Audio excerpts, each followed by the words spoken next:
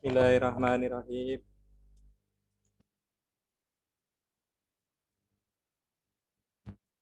Bismillahirrahmanirrahim. Assalamualaikum warahmatullahi wabarakatuh. Waalaikumsalam warahmatullahi wabarakatuh. Alhamdulillahirabbil alamin. Asyhadu alla ilaha illallah wa asyhadu anna Muhammadar Rasulullah. Allahumma sholli wa sallim wa barik ala Rasulillah Muhammadin wa alihi raditu billahi rabba wa bil islami dina wa bi Muhammadin nabiyya wa rasula. Rabbi zidni ilma warzuqni fahma. Rabbi israhli sadri wa yassirli amri wahlul 'uqdatam min lisani yafqahu qawli. Amin. Bagaimana kabar Anda semuanya? Alhamdulillah Alhamdulillah baik, sehat, Pak. Pak. Alhamdulillahirabbil alamin. Baik, kita akan belajar bersama-sama tentang sistem logistik dan rantai pasok. Pertama kita belajar tentang konsep logistik. Oke. Anda semua sudah melihat tampilannya ya? Sampun, Pak. Oke, baik. Kita mulai. Ya. Ingat, belajar yang paling baik adalah pada saat dosen menerangkan. Ya. Jadi jangan dilewatkan itu ya.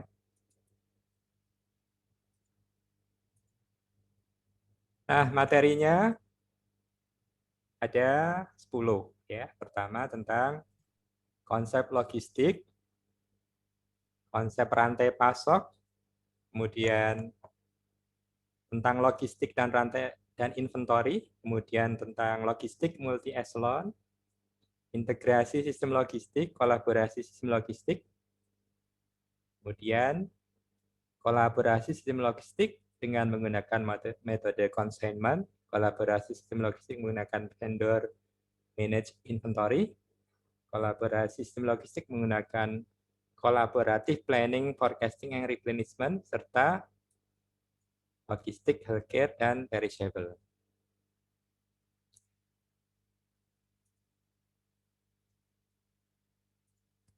Kemudian kita belajar tentang definisi logistik ya, menurut organisasi yang bernama Council of Logistic Management. Apa menurut Council of Logistic Management tentang logistik adalah logistik adalah proses perencanaan, implementasi, dan pengendalian aliran dan penyimpanan bahan baku, barang setengah jadi, barang jadi, dan informasi terkait mulai dari titik asal ke titik penggunaan atau ke titik konsumsi secara efektif dan efisien untuk memenuhi kebutuhan konsumen. Ya, coba kita pengendapan ya. Pemahaman ya. Logistik adalah proses perencanaan, implementasi, dan pengendalian aliran dalam penyimpanan bahan baku, barang setengah jadi, barang jadi, dan informasi terkait mulai dari titik asal ke titik penggunaan atau ke titik konsumsi secara efektif dan efisien untuk memenuhi kebutuhan konsumen. Ya paham ya. Kemudian adapun menurut Peraturan Presiden Nomor 26 Tahun 2012, ya, logistik didefinisikan sebagai bagian dari rantai pasok yang menangani arus barang, arus informasi, dan arus uang melalui proses pengadaan, penyimpanan, transportasi, distribusi, dan pengantaran sesuai jenis, kualitas, jumlah, waktu, dan tempat yang dikehendaki konsumen secara efektif dan efisien, mulai dari titik asal sampai ke titik konsumen.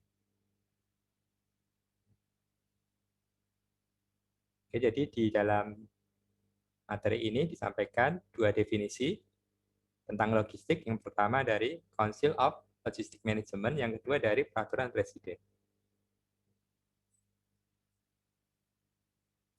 Selanjutnya, bagian-bagian dari logistik. Kita mengenal ada demand forecasting. Anda sudah paham forecasting. Kemudian ada purchasing. Forecasting atau peramalan, purchasing atau pemesanan material. Kemudian ada requirement planning, perencanaan kebutuhan material. Kemudian ada production planning, perencanaan produksi. Ya, contohnya MPS. Kalau requirement planning, contohnya ada MRP. Kemudian ada manufacturing inventory ya, atau persediaan. Kemudian ada warehousing atau pergudangan. Kemudian ada material handling, penanganan material. Ya, penanganan material. Kemudian ada packaging, pengepakan. Kemudian ada inventory atau persediaan. Kemudian ada distribution planning, perencanaan distribusi. Ada order processing, pemrosesan pesanan. Kemudian ada transportation atau transportasi. Dan ada layanan konsumen. Nah, bidang-bidang ini terpecah-pecah, terutama di tahun 1960, ya, berdiri sendiri-sendiri. Kemudian demand forecasting, purchasing, requirement planning, production planning, manufacturing inventory itu ya, terintegrasi jadi satu menjadi material management. Itu di tahun 1980. Integrasi dari demand forecasting, purchasing, requirement planning, production planning, dan manufacturing inventory. Kemudian inventory, distribution planning, order processing, transportation, customer service, terintegrasi menjadi satu, menjadi physical distribution. Jadi di tahun 80, ya, apa-apa yang terbagi menjadi banyak di tahun 1960 itu mulai terintegrasi menjadi material management, physical distribution plus warehousing, material handling, packaging. Kemudian di tahun 1990-an yang banyak ini ya, yang banyak ini di tahun 1960 ada berapa semuanya? 13 parts ya, bagian-bagian ini 13 itu hanya menjadi satu, terintegrasi menjadi satu, menjadi yang namanya logistik. Ya. Dari demand forecasting sampai customer service, atau di tahun 60 dari material management jadi sampai physical distribution, itu menjadi terintegrasi jadi logistik di tahun 1990-an. Jadi ilmu logistik. Nah, ilmu logistik ditambah dengan teknologi informasi, ditambah dengan marketing, ditambah dengan strategic planning, itu adalah supply chain. Jadi, rantai pasok adalah logistik plus information technology plus marketing plus strategic planning. Kemudian selanjutnya, tadi kita membahas ada transportation di sini ya. Di nomor 12 ini transportation ya. Cara ini kita bahas ya, memusatkan pada logistik. Apa bedanya transportation dengan logistik ini? Bedanya adalah ya, kalau transportation ya, ini ada perpindahan moda ya. Perpindahan moda. Jadi dari origin node atau titik asal ke titik destination ya. Node itu origin node itu titik asal, destination node adalah titik tujuan. Nah, kalau transportation adalah perpindahan dari titik asal ke titik tujuan, itu transportasi. Sementara kalau logistik, di samping ada perpindahan node dari titik asal ke titik tujuan, juga ada perpindahan kepemilikan. Itu logistik. Ya. Transportation, misalkan ya, dari tempat A ke tempat B. Ya. Apakah menggunakan apa saja? Ya. Menggunakan alat angkut pesawat, kereta api, kapal, atau perjalanan darat. Itu namanya transportasi. Dari titik A ke titik B.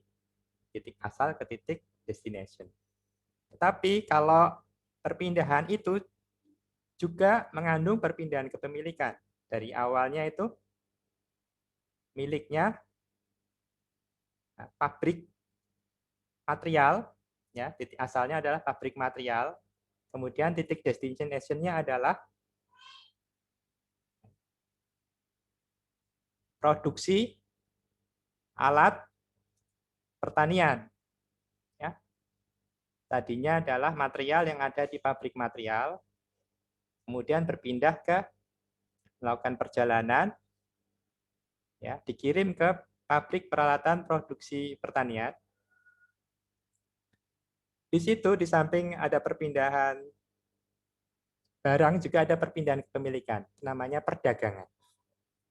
Jadi material-material tadi dibeli oleh produksi alat pertanian. Kemudian jadi berpindah, kepemilikannya berpindah. Tadinya itu miliknya pabrik material, sekarang jadi miliknya produksi alat pertanian. Nah, itu bedanya ya.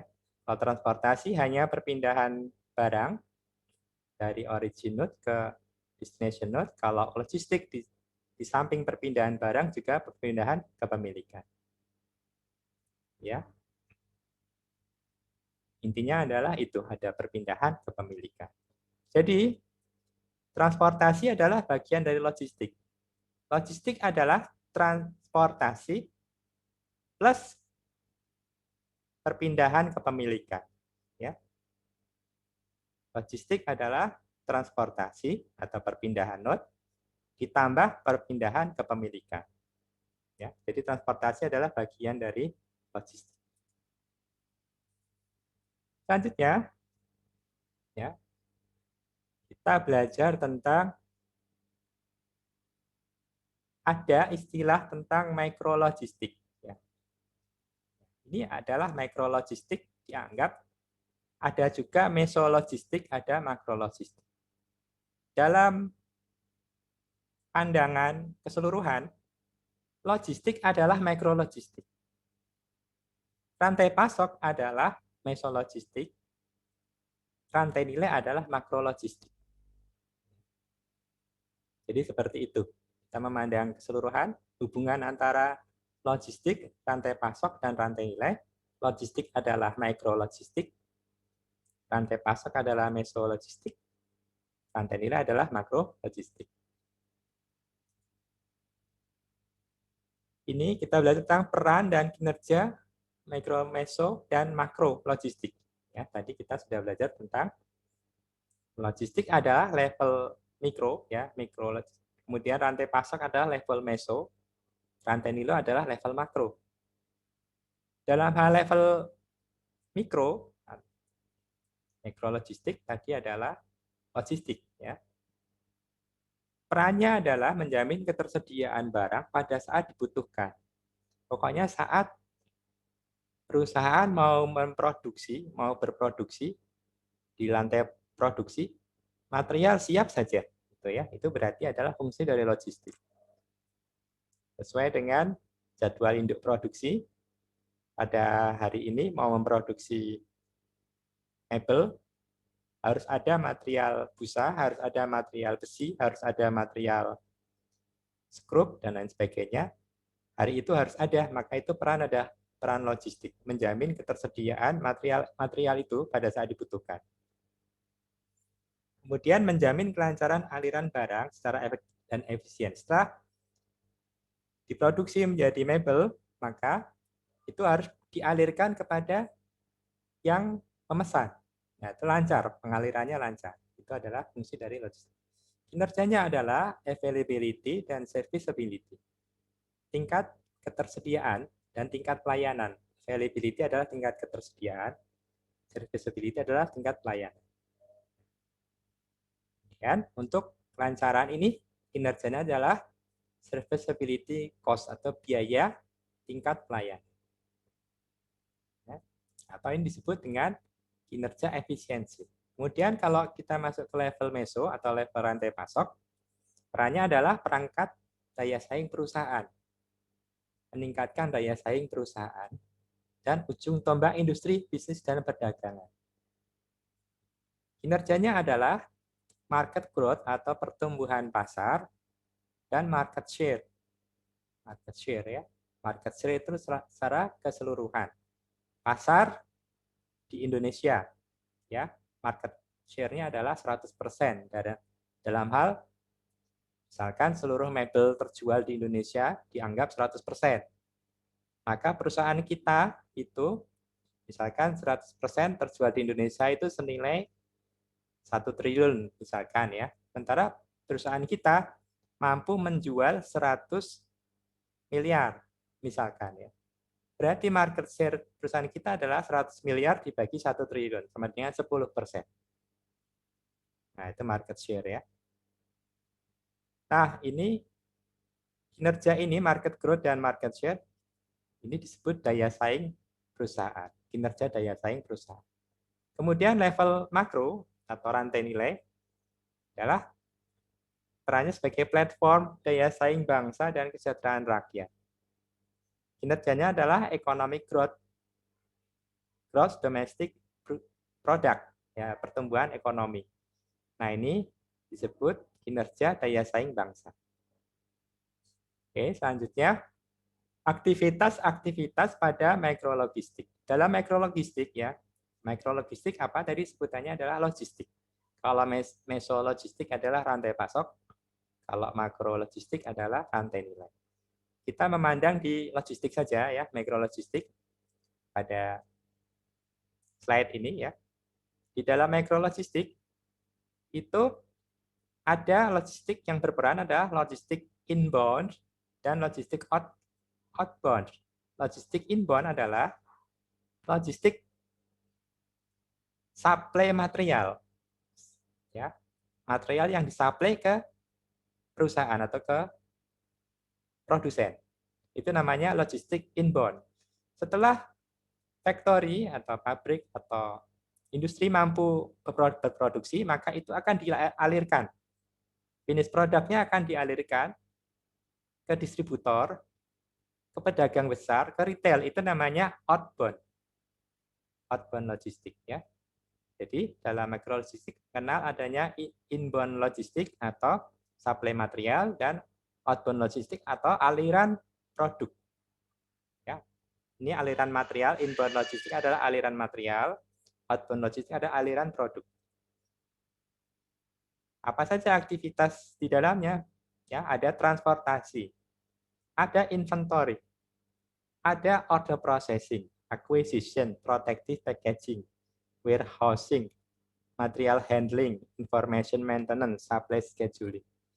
Outbound logistik ada transportation, inventory, maintenance, order processing, product scheduling, protective packaging, warehousing, material handling, information maintenance. Kemudian, misi logistik ada 7. 1, ya. Pertama, ya, bisa mengalirkan baik material maupun produk, ya. Apa yang dialirkan adalah right product, produk yang tepat. Mengalirkan right product kepada right customer, kepada konsumen yang tepat, pada right time, pada saat yang tepat, di right place, di tempat yang tepat, pada kondisi yang right condition, kondisi yang tepat, dalam jumlah yang right quantity, jumlah yang tepat, pada harga yang tepat, right cost. Ini adalah misi dari logistik. Right product, right customer, right time, right place, right condition, right quantity, and right cost. Ya. Sehingga membutuhkan right data, data yang tepat, and information, dan juga informasi yang tepat pada right moment, pada saat yang tepat, time and place, waktu dan tempat yang tepat. Nah, ini kita belajar tentang taksonomi dari logistik sistem. Sistem logistik secara taksonomi dapat dibagi 2, secara aspek struktural, yang kedua aspek fungsional.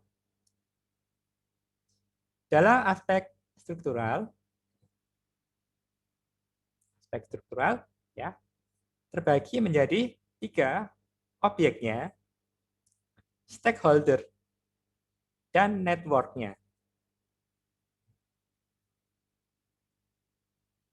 Adapun dalam aspek fungsional terbagi menjadi 3, aktivitas-aktivitasnya, manajemennya, dan regulation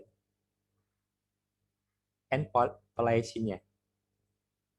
Dalam hal objek, pada aspek struktural, ya, dalam hal objek, ada 2 yang dibahas, tentang barangnya dan tentang orang.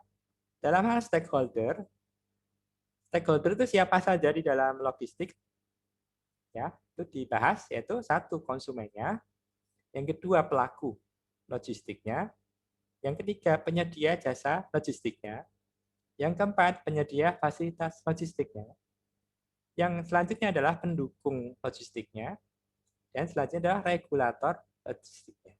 Itu adalah stakeholder. Dalam hal network, ya, dibahas distribusinya, dibahas transportasinya, dibahas informasinya, dan dibahas keuangan. Distribusinya, transportasinya. Kemudian masuk ke fungsional aspek, ada aktivitas-aktivitasnya apa saja? 1, pelayanan, pengadaan, purchasing, inventory, persediaan, pergudangan, warehousing, transportation.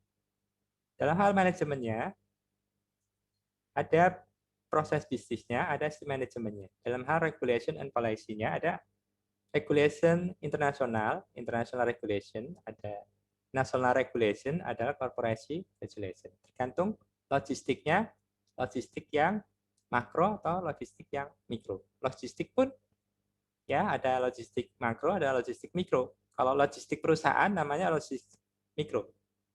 Logistik tingkat nasional, maka logistik makro nasional. Yang tingkat internasional namanya logistik global. Nah, ini logistik network, ya, logistik network itu di dalamnya ada node dan ada chain. Node menggambarkan aktornya dan konsumernya. Sementara chain atau rantainya menggambarkan distribusinya. transportasinya, informasinya, dan money. Lebih jelasnya, nah, kita jelas seperti ini. Ya. Ini ada titik-titik ini adalah node ya, ada 3 node. Ini 2 node, ya, 4 nodes ya, 4 node. Ini ada banyak ya. Ini adalah node ini ya, node tentang supplier, menggambarkan tentang supplier ya. Suppliernya ada 3. Node ini menggambarkan tentang produsennya ya. Produsennya ada 2. Node ini menggambarkan tentang distribusinya. Distribusinya ada 4. Node ini menggambarkan tentang konsumernya ya. Jadi sesuai dengan gambar tadi ya, logistik aktor dan konsumer. Logistik aktornya adalah supplier, produsen, distributor. Ini logistik aktor. Kemudian konsumernya ini. Ini konsumernya. Oke. Sementara chain, nah, chain ini, garis-garis ini adalah chain, ya, rantai, menggambarkan tentang distribusinya, transportasinya, ya, distribusinya, transportasinya, informasi, dan uang. Ya.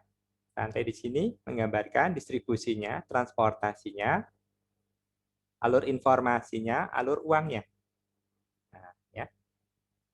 Ingat, ada node, ada chain ya. Oke, ini node, ini chain. Selanjutnya, tentang logistik actor tadi. Ya, ada supplier tadi. Kemudian di intermediate ada distributor.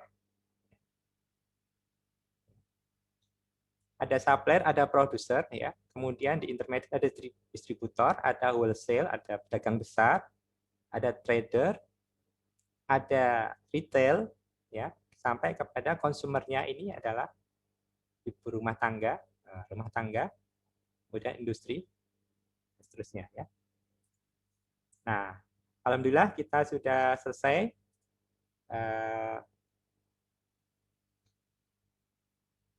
materi yang pertama. Selanjutnya kita insya Allah akan melanjutkan dengan materi selanjutnya di pertemuan yang akan datang ya, di hari Sabtu kalau tidak salah ya. Dan ini materi insya Allah nanti bisa Anda akses ya di YouTube ya insya Allah. Baik, sebelum Pak Irwan tutup, ada yang mau ditanyakan? Baik, kalau tidak ada ya, kita akan menutup acara. Pesan Pak Irwan ya, pesan Pak Irwan. Ini silakan dibuat ketua kelasnya ya, ditunjuk satu, Pak Irwan ingin dilapori, kemudian dikirim WA ke Pak Irwan ya. Sampaikan Pak Irwan, saya ketua kelas, ditunjuk nama siapa, kemudian dibuatkan grup ya, grup WA untuk seluruh teman-teman. Gitu ya. Jadi sebelum hari Sabtu nanti sudah ada ketua kelas dan sudah dibuat grup WA kuliah logistik dan rantai pasok ya. Enggak, dipersilakan siapa saja, ini di sini ada banyak ya. Nah, semuanya insya Allah ya berdedikasi ya.